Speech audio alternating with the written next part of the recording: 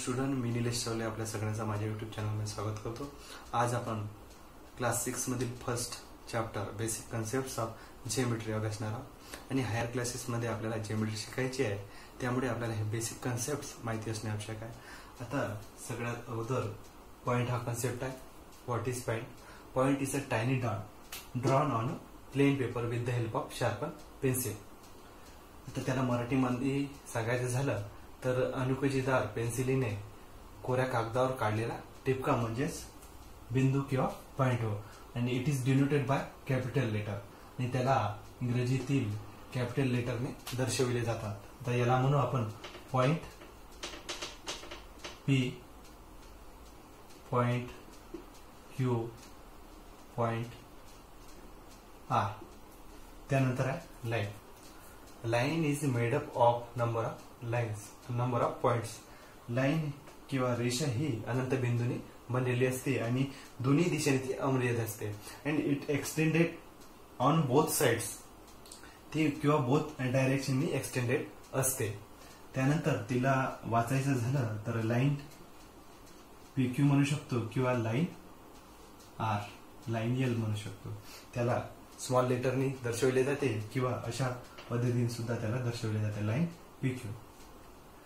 Line has no breadth, त्याला रुंदी नसते लाईनला किंवा रेषेला रुंदी नसते, बट हॅज अ लेंथ, पण त्याला लांबी असते। तर point has no thickness, no length, त्याला लांबी नसते आणि त्याला जाडी नसते पॉइंटला।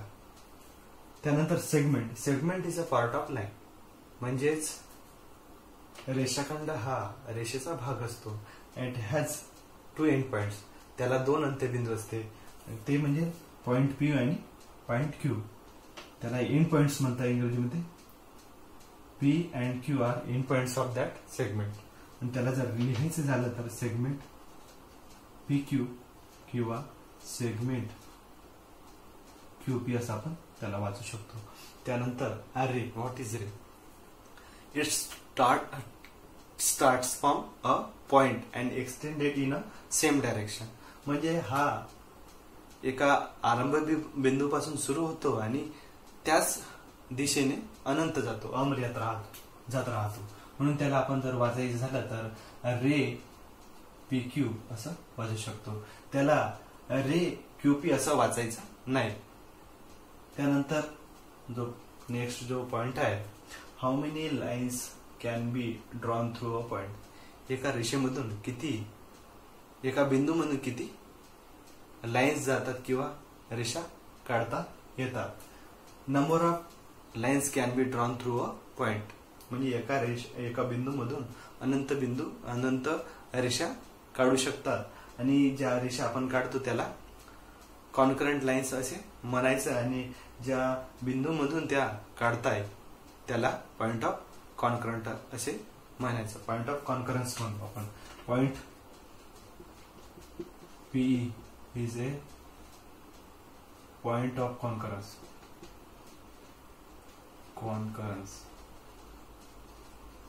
आणि त्या लाईन एल एम एन ला concurrent lines, L M line L M N and S are concurrent line।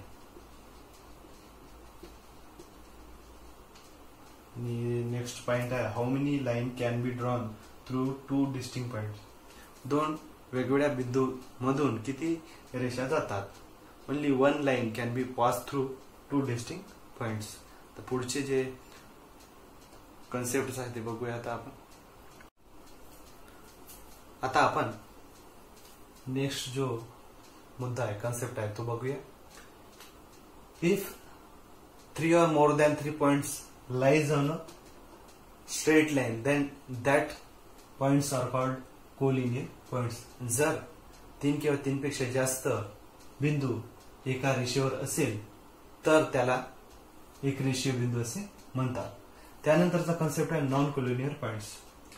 If 3 or more than 3 points are not lies on a straight line, then that point are called non collinear points. जर एका सरळ रेषेवर 3 किंवा 3 पेक्षा जास्त बिंदू नसेल तर त्या पॉइंट्सला नैकरेषीय बिंदू असे म्हणायचे. त्यानंतर गणितामध्ये सपाट पृष्ठभागाला प्रतल असे म्हणतात किंवा in mathematics plane flat surface is called plane. आणि त्याला इंग्रजीच्या कॅपिटल लेटरनी दर्शवले जातात आणि it is denoted by capital letters and it is extended in all direction. आणि प्लेन हा किंवा प्रतल हे सर्व दिशेनी अमर्याद असते. Then parallel lines. In a plane if two lines are not intersecting each other. जर एका प्रतलामध्ये 2 रेषा एकमेकाला छेदत नसेल तर त्याला पॅरलल लाईन्स असे म्हणतात. Line N and line M is parallel to line L is parallel to line M. अशा पद्धतीने त्याला दर्शवू शकतो. तर आता यानंतर आपण प्रॅक्टिस सेट सोडवूया. आतापर्यंत आपण बेसिक कन्सेप्ट पाहिले. आता आपण प्रॅक्टिस सेट 1 सोडवूया. काय म्हटलं की look at the figure along side and name the following. तर पहिला पॉइंट आहे कोलिनियर पॉइंट्स लिहायचे. आपण आताच त्याची डेफिनेशन पाहिली की 3 or more than 3 points lies on a straight line, then that points are called collinear points. मग आता इथं कोलिनियर पॉइंट्स कोणते आहेत तर ही स्ट्रेट लाईन आहे, त्याच्यावर पॉइंट्स कोणते कोणते एम ओ टी म्हणून हे कोलिनियर पॉइंट्स आहे. त्यानंतर दुसरं आर ओ एन हे दुसरे कोलिनियर पॉइंट्स आहे. म्हणून आपण इथं काय लिहू पॉइंट एम पॉइंट ओ आणि पॉइंट टी हे कोलिनियर पॉइंट्स आहेत. त्यानंतर दुसरं पॉइंट आर पॉइंट ओ आणि पॉइंट एन हे कोलिनियर पॉइंट्स आहेत. त्यानंतर काय विचारलं रेज. रेज स्टार्ट्स होते एका पॉइंट पासून आणि कंटिन्युअसली सेम डायरेक्शन मध्ये जाते. मग O R O S O T O N O P O M हे स्टार्ट होत आहे ओ पासून आणि कंटिन्युअसली सेम डायरेक्शन मध्ये जात आहे म्हणून त्याला रेज म्हणू. त्याच्यात rays O M rays O R त्यानंतर रे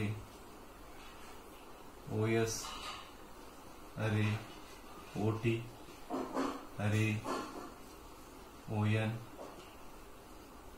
रे ओ पी हे झाले रेज. त्यानंतर काय विचारलं की line segment. Line segment is a part of line. लाईनचा पार्ट असतो आणि तो मर्यादित पार्ट असतो. It is a limited part and having 2 end points. मग आता एम पासून तर ओ पर्यंतचे लिमिटेड पार्ट आहे.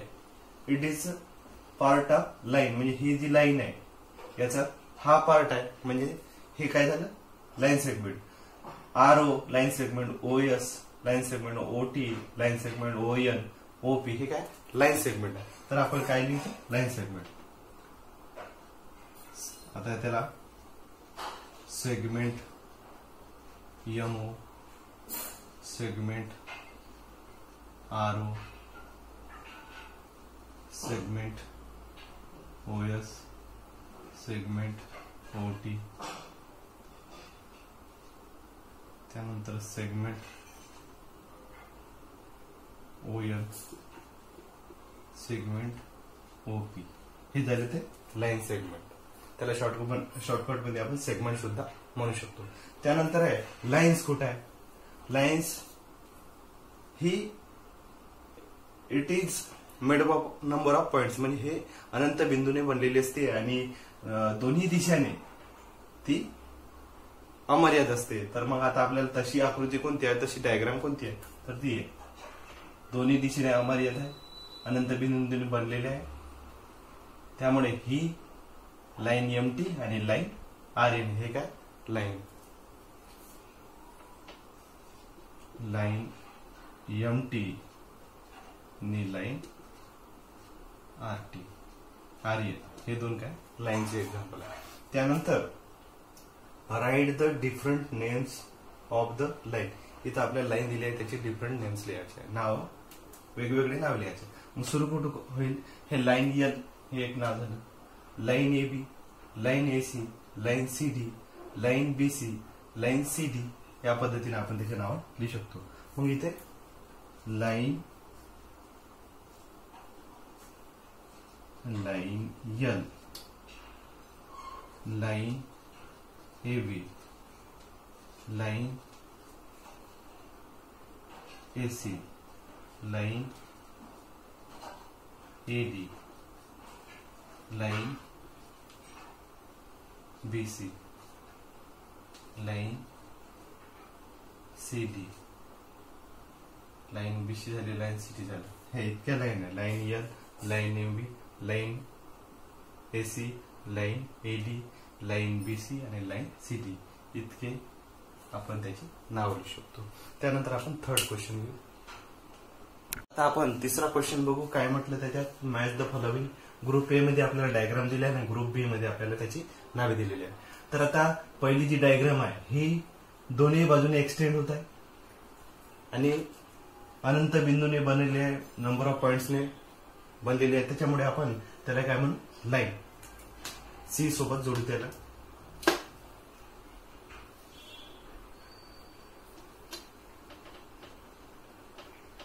त्यानंतर हे दुसरी diagram, it is a part of line, म्हणजे लाईनचा हा मर्यादित भाग आहे, दोन एंड पॉइंट्स आहे, म्हणून त्याला आपण काय म्हणू? Line segment.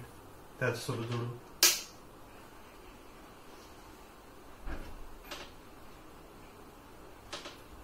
त्यानंतर तिसरा, it is a flat surface, म्हणून फ्लॅट सरफेस आहे आणि हा एक्सटेंडेड इन ऑल डायरेक्शन आणि सर्व दिशेने तो पसरतो, म्हणून त्याला काय म्हणू आपण? प्लेन म्हणू. प्लेन सोबत त्याला जोडू.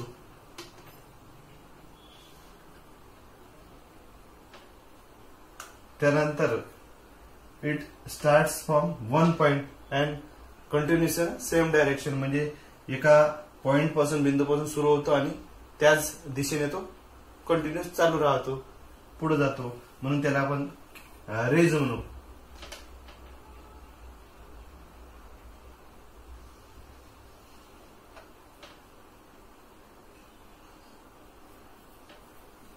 त्यानंतर फोर्थ क्वेश्चन आपण बघू.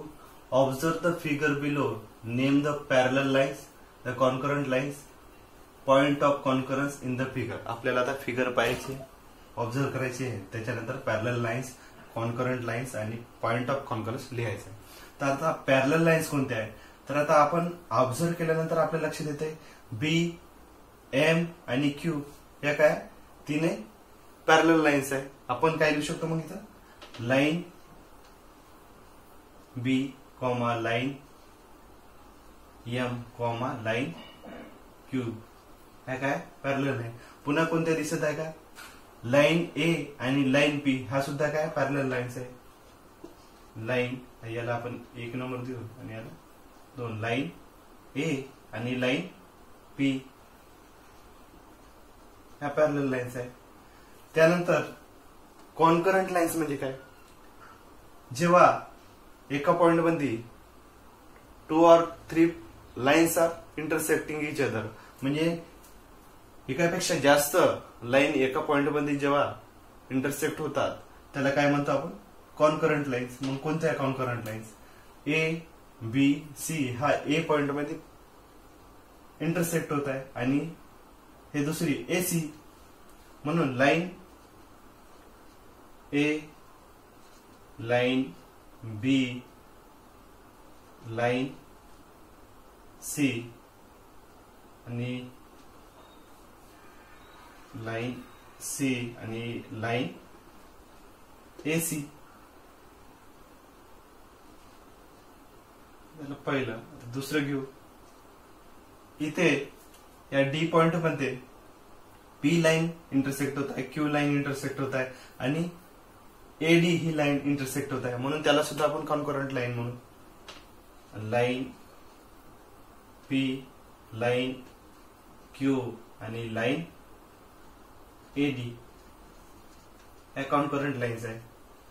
त्यानंतर पॉइंट ऑफ कॉन्करन्स, ज्या पॉइंट मध्ये सगळ्या लाईन इंटरसेक्ट होत आहे त्याला, त्या पॉइंटला आपण पॉइंट ऑफ कॉन्करन्स असं म्हणतो. म्हणून ए हा पॉइंट ऑफ कॉन्करन्स आहे आणि डी हा पॉइंट ऑफ कॉन्करन्स आहे. म्हणून पॉइंट ए आणि पॉइंट डी हे पॉइंट ऑफ कॉन्करन्स आहे. तर अशा पद्धतीने आपला हा प्रॅक्टिस सेट संपलेला आहे. जर तुम्हाला हा व्हिडिओ आवडला असेल तर लाईक करा, कमेंट करा, शेअर करा आणि पुढच्या व्हिडिओसाठी सबस्क्राईब करा. धन्यवाद.